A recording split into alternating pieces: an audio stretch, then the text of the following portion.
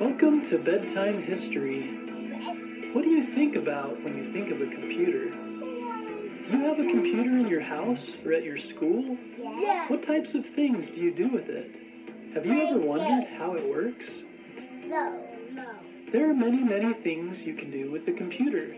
It can help you with homework, you can play games on it, and you can easily find out information that you need, like where to order a pizza. Computers are now so common in Western countries that we sometimes take them. Who invented the computer? Charles Babbage. Yes.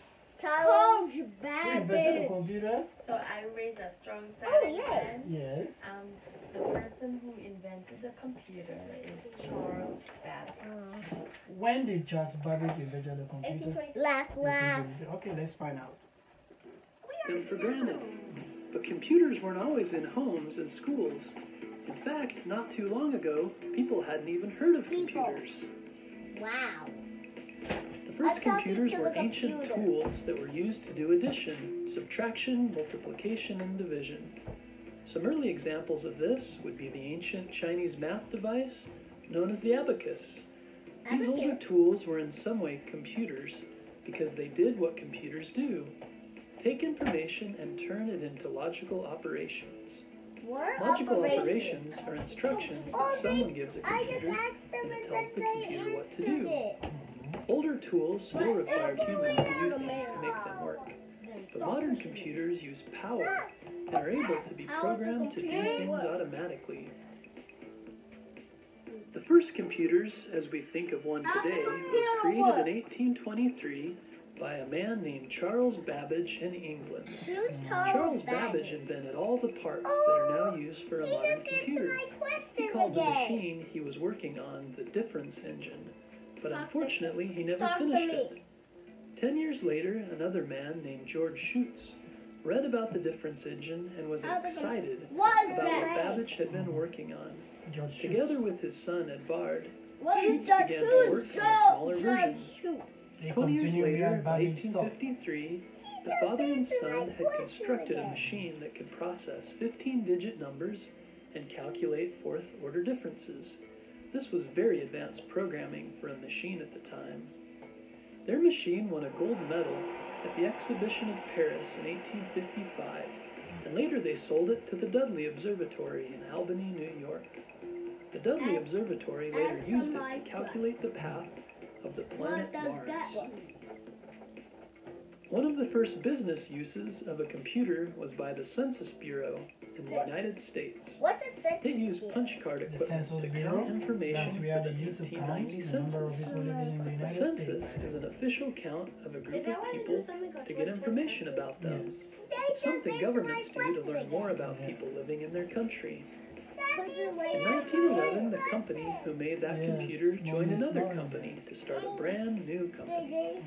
In 1924, it became known as the International Business Machines, or IBM. It is still one of the largest and most famous computer companies in the world. The first computers were around the size of a large room. Isn't it crazy to think a computer as small as the one in your phone fits in a pocket used to be the size of a large room? The next changes came in the 1940s during World War II. Alan Turing, a man who worked for the British military, invented an electronic computer called Colossus. This machine was used to break codes used by the German army in World War II. The Colossus computer was kept secret until long after the war ended, so Turing and others did not become famous for inventing this machine until much later. Computers in the 1950s, after the Second World War had ended, were used for research on the design of wind tunnels and would do other different things like generate random numbers or predict the weather. By the 1950s, programmers were using languages to tell the computer what they wanted it to do. At first, this was written by hand and punched into cards and fed into the machines. Later, computers were designed that could be typed on using keyboards. What keyboard? As old-fashioned as they were, these first electronic machines were quite useful in science and engineering. They were able to do math problems way faster than a human ever could.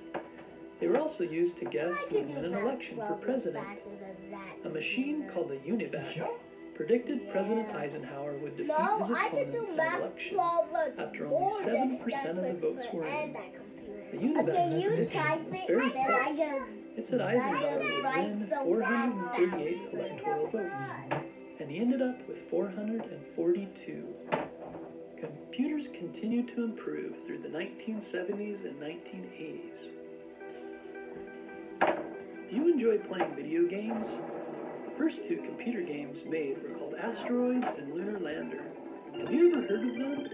They were the start of a very popular hobby in America, playing video games. Computers today can do all kinds of things. They are literally a machine that takes what you put into it and then gives you some information back. So you give it a command, just like you would give to your dog, but instead of telling your computer what to do, you type it in or use a mouse or even talk to it. And your computer follows the command to give you the result you want. These are pretty amazing machines when you think about it. Computers today have something called a microprocessor that can do math very quickly. They also have a memory called RAM. This stores all the information you need when you're not using it. What's a RAM? They also have You fans just to said keep it. them It cool. stores all the information Called once RAM. you need. See? This stores all the information you need when you're not using it. My question of the They also have fans to keep them cool, otherwise they'll get too hot. People use computers every day at work, at school, and at home. Computers are used in factories to control how things are made, and offices to keep records.